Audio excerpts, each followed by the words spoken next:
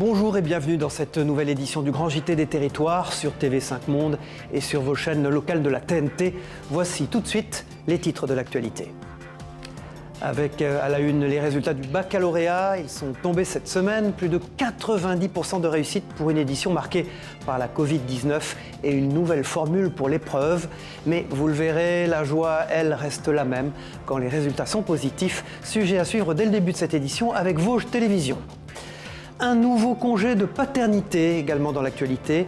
Il est désormais de 28 jours. Une bonne nouvelle pour toute la famille et notamment les principaux concernés, les papas, comme l'a constaté la rédaction de TL7 dans la Loire. Après Orléans, place à Reims pour Yann Moix. L'auteur vient de publier aux éditions Grasset son dernier ouvrage dans lequel il revient sur ses 20 ans. Des années pas toujours heureuses, vous l'entendrez dans ce journal. Et puis nous prendrons l'air en fin de JT à Metz. Les Frigos, c'est un lieu festif et culturel, ont rouvert. Ils accueilleront de nombreuses animations tout l'été pour le plus grand bonheur des habitants. Reportage de Via Moselle TV en fin d'édition.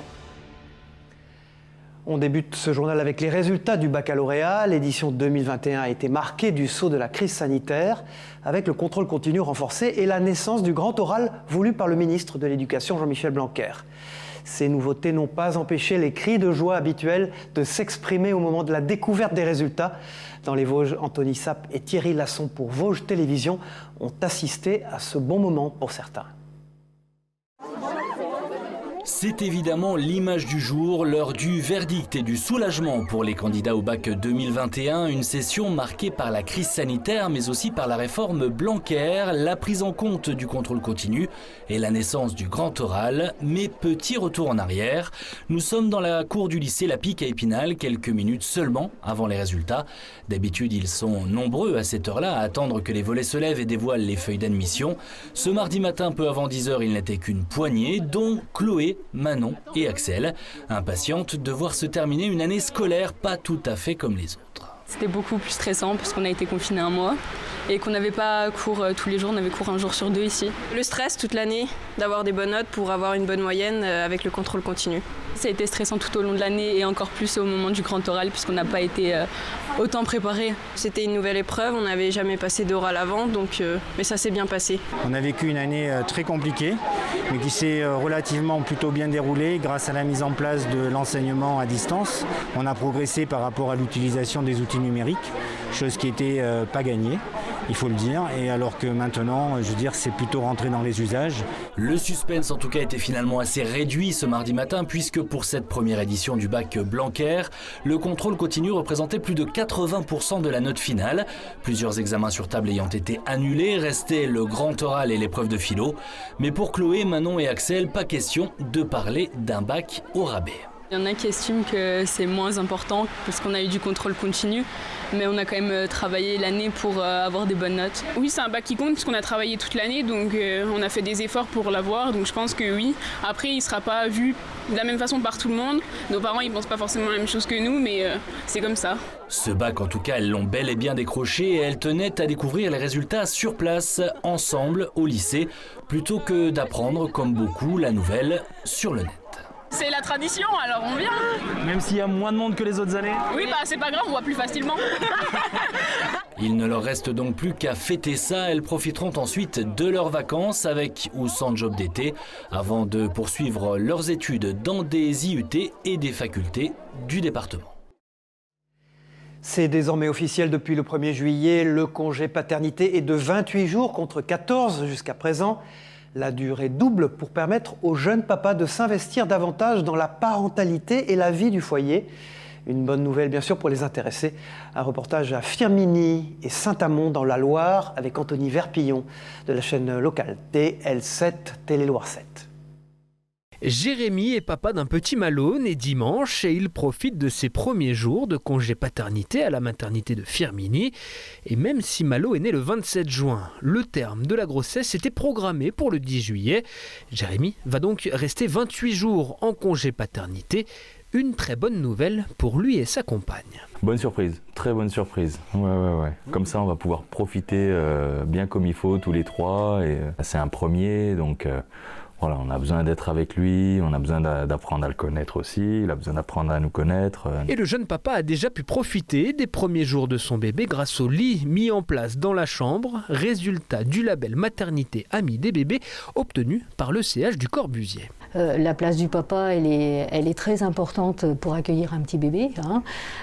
Prendre sa place auprès de ce bébé, prendre une place importante pour soutenir la maman. Voilà, il faut du temps pour ça, de la présence. Un constat partagé ici à la maternité de Saint-Chamond. Et si les professionnels de la petite enfance sont nombreux à préférer un congé plus long, ce délai de 28 jours s'intercale parfaitement dans les 1000 premiers jours de l'enfant, essentiels à son développement. Les 1000 jours, ils commencent à dès le premier jour de la conception du bébé jusqu'à peu près jusqu'à ses 2 ans. Vraiment la période, le socle de la vie future et ce qui conditionne la vie adulte de cette personne. Les seuls chez qui ce rallongement ne fait pas l'unanimité, finalement, ce sont les chefs d'entreprise. Pour eux, ce nouveau congé paternité va complexifier l'organisation des entreprises. Ça peut s'anticiper, mais vous savez, dans les grosses entreprises, je pense que ça ne posera pas de problème. Mais dans les petites entreprises, chaque compétence est unique. Et lorsqu'il vous manque une compétence pour un mois, ces remplacements-là, quand on a des compétences qui sont uniques, elles sont difficiles à dupliquer. Et sachez qu'un peu moins de 9000 naissances sont enregistrées chaque année dans la Loire. Dans le reste de l'actualité, les dégâts matériels en Martinique. L'île a été touchée il y a quelques jours par l'ouragan Elsa, le premier de la saison cyclonique. Les vents violents ont notamment endommagé voitures et habitations et une belle frayeur pour les habitants de l'île. Mais fort heureusement, aucun dégât humain n'est à déplorer. C'est au Vauclin que l'une des plus fortes rafales a été enregistrée. Selon Météo France, elle atteignait 146 km/h. Les détails en images avec Sandrine Claude et Yann Boulard de la rédaction de VIA à TV Martinique sur place.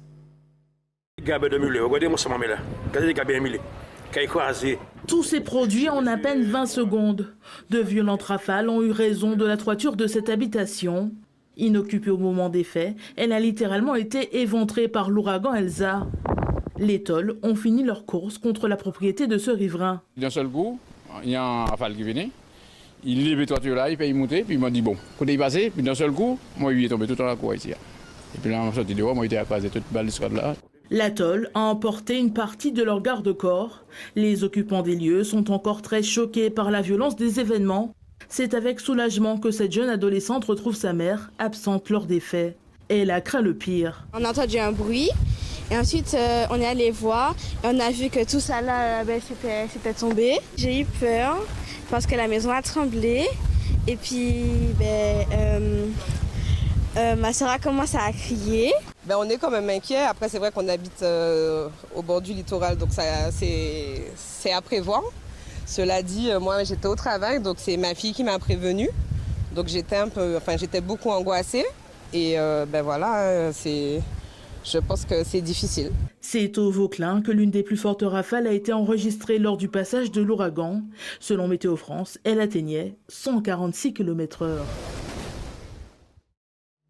Tout à fait autre chose dans l'actualité. À Limoges, la lutte contre la discrimination homophobe se dessine sur les passages piétons. Un collectif local regroupant plusieurs associations a réussi à fédérer l'État et les collectivités pour aboutir à la création de passages piétons encadrés par le drapeau l'arc-en-ciel. Symbole de paix et de respect, vous le savez. À cette occasion, un rassemblement a été organisé notamment devant la préfecture et la bibliothèque de Limoges. Propos recueillis par Alain Druot de la rédaction de 7 à Limoges sur place. C'est une lutte de tous les jours, effectivement. Certains jeunes aujourd'hui sont rejetés. Et le message à leur envoyer, c'est tenez bon, soyez vous-même surtout et continuez d'avancer.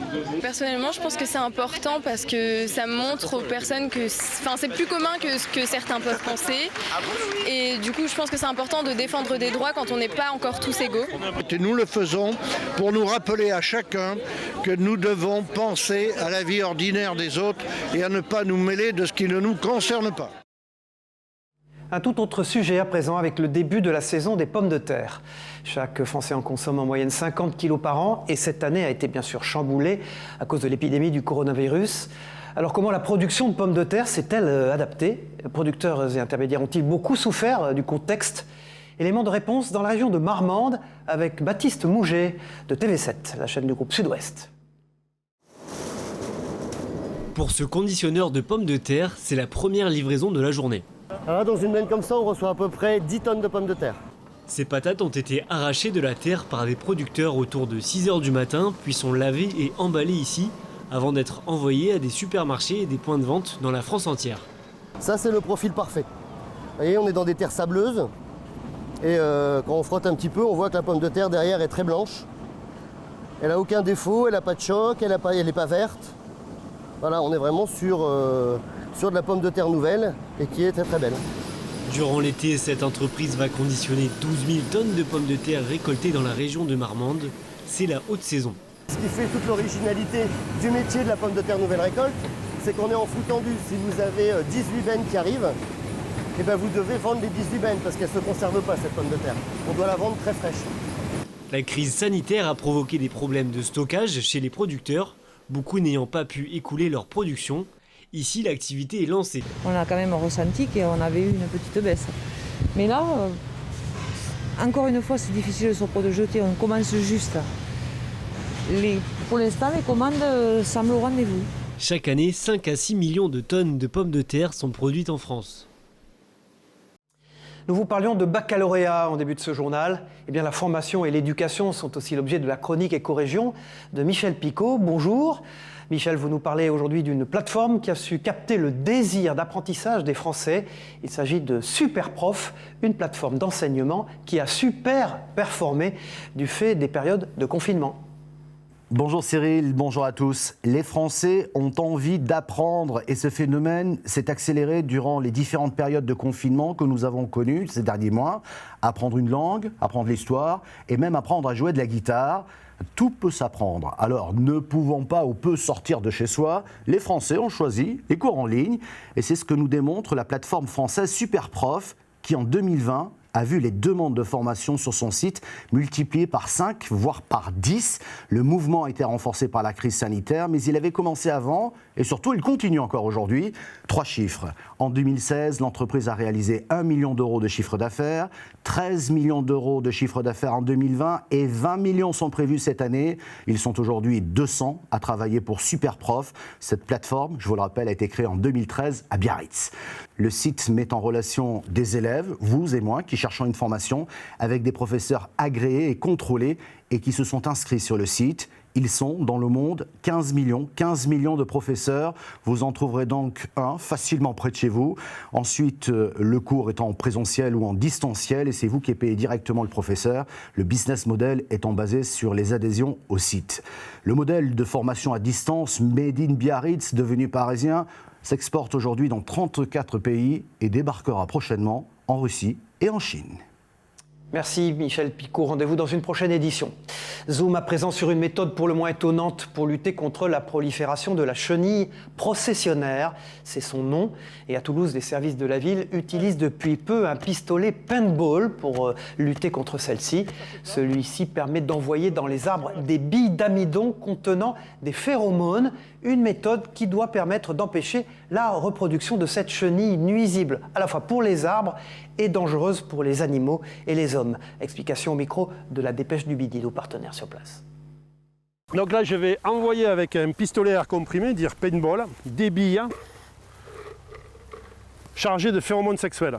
Donc ces petites billes jaunes, la pellicule dure et de l'amidon, donc totalement naturelle, et les pulpes donc, de ces billes, même si elles tombent au sol, vont être détruites naturellement par l'humidité et la pluie. Nous le savons tous, le recyclage participe à la préservation de l'environnement. Alors comment nous encourager à trier davantage ? Eh bien, une initiative innovante et connectée nous incite à trier davantage le verre en nous récompensant. Plusieurs collectivités ont équipé leurs bornes de collecte de ce nouveau dispositif. Alors comment marche-t-il ? Les habitants se laissent-ils tenter par ces récompenses ? Réponse avec Christophe Rigaud dans l'agglomération de Lens-Liévin. Regardez. Lorsque Caroline dépose ses bouteilles de verre dans cette borne de tri, elle ne quitte jamais son smartphone. Et pour cause, grâce à cette application, chaque bouteille ou pot en verre déposée lui rapporte des points. Pour les enfants, par exemple, c'est ludique de mettre un point, un pouce. Si on ne fait pas bien les choses, on a le pouce inversé. Les points récoltés par Caroline sont ensuite convertis en avantages et bons d'achat. Ça donne accès à des remises dans certains magasins, ça peut intéresser les personnes et en plus ça fait travailler les commerces de proximité. Dominique, lui, utilise le dispositif Cling depuis 2 ans. Un petit geste écologique et une récompense très appréciée. Je recyclais, mais bon, j'avais sans plus, quoi. Puis comme maintenant on a des avantages, ça me donne plus d'envie de recycler, quoi. Quelques pourcentages, quelques remises, c'est intéressant à prendre. Une centaine de commerçants de l'agglomération de Lens sont partenaires du dispositif, comme ce pâtissier haut de gamme du centre-ville. Ici, ils ont par exemple le choix, on leur offre avec le déjeuner du midi un apéritif ou une remise de 10%. La semaine dernière, moi j'ai demandé à mon épouse, on a eu une dizaine de personnes qui se sont présentées quand même et qui ont bénéficié de la remise. Inciter les habitants à mieux trier leurs déchets, c'était l'objectif de la CAL, la communauté d'agglomération de Lens-Liévin. Et pour cet élu, depuis l'installation des bornes connectées, les comportements ont changé. On retrouvait des bouteilles à droite, à gauche, dans la commune. Le parc Bacon qui est derrière nous, là, c'est l'exemple patent. Quand je m'y promenais, je trouvais X bouteilles. Et c'est vrai qu'après, quand on a mis en place ce processus, j'ai vu une certaine discipline qui s'est instaurée. Donc leur mission de la CAL, maintenant, c'est d'équiper un maximum de bornes d'apport volontaire de ce processus pour dire que l'ensemble des 250 000 et quelques habitants de la CAL puissent en bénéficier. Et depuis août 2018, 573 tonnes de verre supplémentaires ont été collectées. L'agglomération va élargir le dispositif à l'ensemble des 36 communes. Début 2022, 50% des conteneurs seront équipés du dispositif Clink. Tout à fait autre chose. L'été, le soleil, la chaleur et le repos qui les accompagnent. Vous profiterez sûrement de cette saison pour lire des nouveautés ou feuilleter des classiques rangés dans votre bibliothèque. Et parmi les romans à succès du moment, il y a Reims de Yann Moix. Nous sommes en duplex avec lui. Bonjour Yann Moix. On vous avait laissé il y a 1 an et demi avec Orléans, un ouvrage dans lequel vous racontiez votre enfance maltraitée. Vous revenez en librairie avec Reims, un livre qui s'inscrit dans une tétralogie intitulée « Au pays de l'enfance immobile ». Dans Reims, on vous retrouve à l'âge de 20 ans, dans une école de commerce. Vous portez un regard très sombre, mais aussi caustique sur ce qu'on présente comme le plus bel âge. Alors, cela veut dire que vous n'étiez pas heureux à 20 ans, Yann Moix, définitivement? Oui, Cyril, excellente question. L'âge de 20 ans, pour moi, n'est pas l'âge le pire, ni le plus heureux. C'est l'âge où on peut essayer tout et son contraire. C'est l'âge des possibles, c'est l'âge des excès, c'est l'âge des vicissitudes, c'est l'âge où on décide finalement non pas de la vie qu'on aura, mais on décide du présent qu'on essaie d'avoir, on trouve sa place, on cherche. C'est un cahier de brouillon et je pense que c'est l'âge où il faut faire n'importe quoi. À 10 ans, c'est trop tôt, à 30 ans, c'est trop tard, 20 ans, c'est le moment de la vie où il faut se lâcher. C'est ce que j'ai fait dans tous les domaines, pour le meilleur et pour le pire. Dans votre livre, vous racontez aussi la découverte de la littérature que vous placez au-dessus de tout. C'est à cette époque que vous avez eu le déclic pour devenir écrivain, Yann Moix? Le déclic pour la littérature avait eu lieu avant, mais comme à Sup de Corinth, les femmes ne voulaient pas de moi, moi je ne voulais pas des études, la ville était horrible. Reims était vraiment un cimetière pour les vivants à l'époque, ça a changé. Qu'il n'y avait pas internet et que le portable n'existait pas, il restait 2 choses pour les étudiants. Les cours de comptabilité pour ceux qui voulaient y aller, la masturbation et la littérature. J'ai gardé les 2 derniers et j'ai fait les 2 quasiment à égalité. Heureusement, la littérature l'a emporté sur le côté masturbatoire. Yann Moix, vous avez reçu plusieurs prix littéraires prestigieux. Vous avez construit une œuvre littéraire reconnue et en même temps, on vous retrouve sur des plateaux de télé très populaires. Comment expliquez-vous cette dualité qui peut apparaître comme paradoxale, voire contradictoire avec votre carrière d'écrivain? Est-ce que ça ne va pas la desservir finalement? Déjà, on a le droit de s'amuser. On n'est pas obligé d'être enfermé dans sa chambre toute la journée pour écrire. Et puis, ça fait partie du 21e siècle que de faire des choses sur Internet, de la télévision, du cinéma, etc. Moi, j'ai trouvé ma place. C'est la littérature, c'est les livres. Donc, on peut aussi, une fois qu'on a trouvé sa place, graviter autour et revenir au bercail ensuite. C'est comme une cour de récréation. J'ai beaucoup de plaisir à faire de la télévision, intellectuellement et aussi, j'allais dire, physiquement, parce que j'adore le direct. Et quand on est en direct, il se passe vraiment quelque chose. Et j'ai dit oui à Cyril Hanouna parce que, à mon avis, Et je pèse mes mots, c'est l'équivalent de Michel Polac au XXe siècle. C'est-à-dire que c'est aujourd'hui là que ça se passe, que c'est un bazar pas possible, qu'on est en direct et qu'il y a parfois des choses assez profondes qui sont abordées, malgré les apparences. Merci Yann Moix d'avoir répondu à mes questions. Reims, c'est votre nouvel ouvrage aux éditions Grasset et disponible en librairie et sur Internet. Bon été à vous. Tout à fait autre chose, on part pour Monaco où le chef Mauro Calagrecco proposait il y a quelques jours un live cooking dans le restaurant Nouvelle Génération Como Monaco. Comprenait une séance de cuisine en direct orchestrée par le chef triplement étoilé. Un moment privilégié pour les quelques clients qui ont pu y assister et goûter à sa cuisine de haute qualité. De quoi vous donner l'eau à la bouche avec ce reportage de Charlotte Moreno pour Monaco Info. Regardez. Les tomates, il faut bien un par un. Hein. Des plats hauts en couleur et en saveur élaborés au regard de tous. Voici quelques idées du menu d'hier soir. Un homard bleu accompagné de pêche blanche et gel d'osmanthus, décoré d'un carpaccio de tomates, un Saint-Pierre avec des courgettes trompettes, girolles et une marinière crémée à la verveine. Mauro Calagrecco propose toujours une cuisine parfumée, de fraîcheur avec des fusions délicates et se réjouit de la partager avec la clientèle monégasque. Chaque fois que je viens, c'est un vrai plaisir. On a des habitués qui viennent justement pour ces dates spéciales et c'est que du bonheur, donc c'est bien de pouvoir partager avec eux, être près d'eux. Depuis l'activité irrégulière qu'impose la crise sanitaire, le monde de la restauration doit aller chercher les clients. C'est en organisant ce genre d'événements qu'on attire une clientèle complémentaire et aujourd'hui on en a besoin pour maintenir une activité régulière. Des clients privilégiés, à la fois spectateurs et dégustateurs, qui ont pu échanger directement avec le chef. Le moment le plus important, c'est quand même de rencontrer le cuisinier dont tout le monde parle. It was an amazing kitchen. The dishes was the piece of art, and I was very, very happy to be here. Côté restaurant, une équipe formée par Mauro Calagrecco exécute tous les jours ses recettes. Prochainement, de nouveaux chefs s'inviteront chez Como Monaco chaque semaine pour faire 2 plats en live cooking. On reste à table dans ce grand JT des territoires avec la 13e édition du concours d'huile d'olive organisé en Corse par le syndicat chargé de l'appellation d'origine contrôlée, l'AOP. 16 huiles d'olive étaient en compétition cette année dans 2 catégories distinctes, récolte sur l'arbre et récolte à l'ancienne. Alors quelles sont les différences entre ces 2 techniques? Explication de Via Télé Paese, la chaîne locale de la TNT sur place.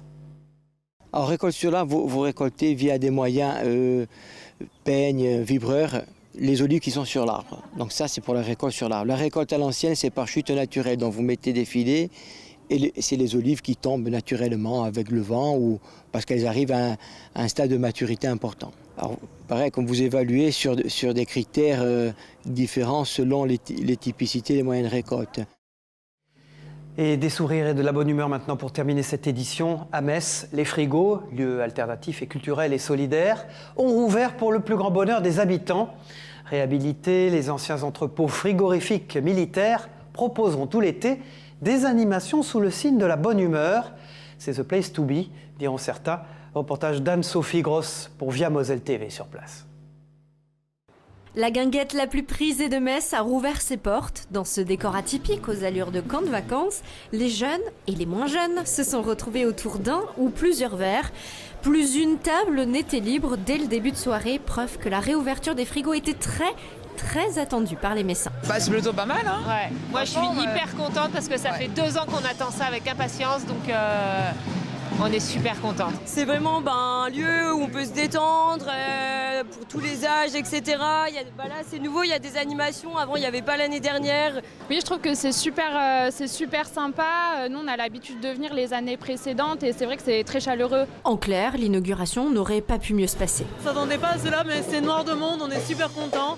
C'est quand même un lieu atypique à Metz. Déjà, le bâtiment est magnifique. On a une esplanade vraiment à disposition du public. Du coup, les gens ont de l'espace, ils sont dehors.